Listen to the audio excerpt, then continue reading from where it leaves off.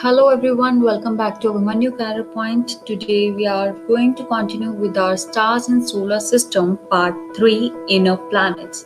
In our first part we have done with moon and in second part we have done with stars.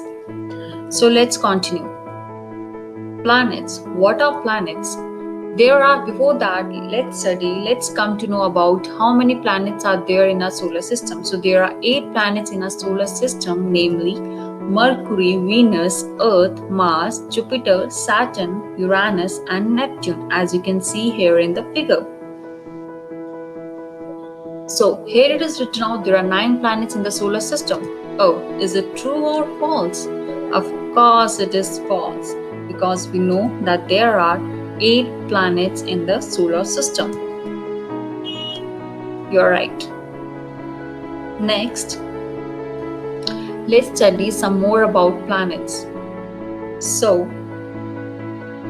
planets look like stars, but they don't twinkle because they don't have light of their own. It means that planets are non-luminous body. Like moon, they reflect the light from the sun. Or you can say they take the light from the sun. They simply reflect the sunlight that falls on them,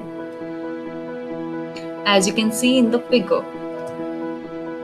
Next, the planets keep rotating and revolving around the sun, so their position is continuously changing. Again, here you can see in the figure that the planet is rotating on its own axis and revolving around the sun in its orbit. The definite fixed path in which the planets move around the sun is called the orbit. Next, here you can see the solar system, the family of the sun, and Earth rotating on its own axis. So, the time taken by a planet to complete one revolution around the sun is called its period of revolution. As you can see here in the first figure, all the planets are taking some time to revolve around the sun in its orbit. This time taken is known as period of revolution. And as the distance from the sun increases, the period of revolution of that planet also increases. It means the period of revolution of Venus is more than that of Mercury, and that of Earth is more than that of Mercury and Venus, and so on. The time taken by a planet to complete one rotation on its own axis is called its period of rotation. You can say one day and one night is equal to one period of rotation. Some planets are known to have moons, satellites revolving around them. These are called as satellites, as moon is the natural satellite of the Earth. As you can see in the figure, here is the moon revolving and rotating around the Earth. There are many man-made satellites revolving around the Earth. These are called artificial satellites. Again, you can see in the figure, here is the man-made satellite revolving around the Earth. These man-made satellites are sent to space for weather forecasting purposes and different other purposes. Generally, inner planets have fewer number of satellites and outer planets have more number of satellites.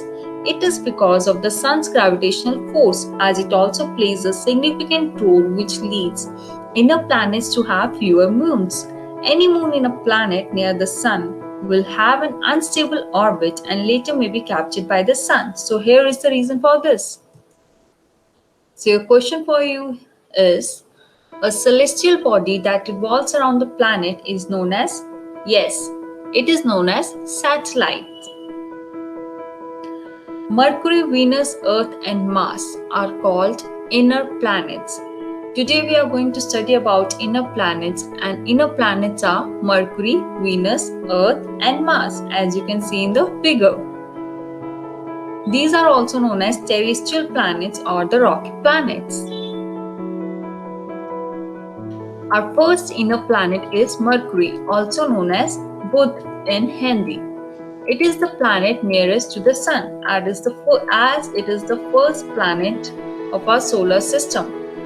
It is the smallest planet in the solar system. Since it is close to the sun, it is often hidden by the sun's bright light, so it can be observed early in the morning or late in the night in places which are open and not obstructed by the trees and tall buildings. Next, it does not have any satellite of its own. Like Earth has moon as its natural satellite, Mercury do not have any satellite. Mercury is the smallest planet of the solar system. Here is the question for you. Is it true or false? Yes, it's true. Mercury is the smallest planet of the solar system, as you have studied in the previous slide. Next planet is Venus, Shukr. It is the second inner planet of our solar system. It is also the Earth's nearest neighbor. It is the brightest planet in the sky and can be spotted easily and often. Venus appears in the eastern sky before sunrise. Sometimes it appears in the western sky just after sunset. Therefore, it is often called a morning or an evening star. It shows up in various phases like the moon. No satellites of its own. Like Mercury, Venus also have no satellite. It rotates from east to west. As it rotates from east to west. Here you can see the picture where you can see Venus as a morning star. Here is the Venus. Yes. Next planet is Earth. It is the third inner planet of our solar system. Here you can see Earth in the figure. It is the only planet where life is known to exist. It is because of the following reasons. Because of right temperature. As the temperature of the earth is maintained where we can live. Presence of water, presence of atmosphere, presence of ozone layer. Here are the four reasons why it is the only planet where the life is known to exist, that are temperature, water, atmosphere and ozone layer. And we can see, as in the figure, Earth appears bluish green in space. It is because of the reflection of light from water and land mass on its surface. Water is of blue color and land is of green color, hence bluish green color. Next is Mars, also known as Mangal in Hindi. Mars appears reddish and is often called the red planet. It is red planet because of the presence of iron oxide in it. It has two small natural satellites. So here is the question for you. The planet which appears reddish in color is? Yes, Mars. Thank you for watching.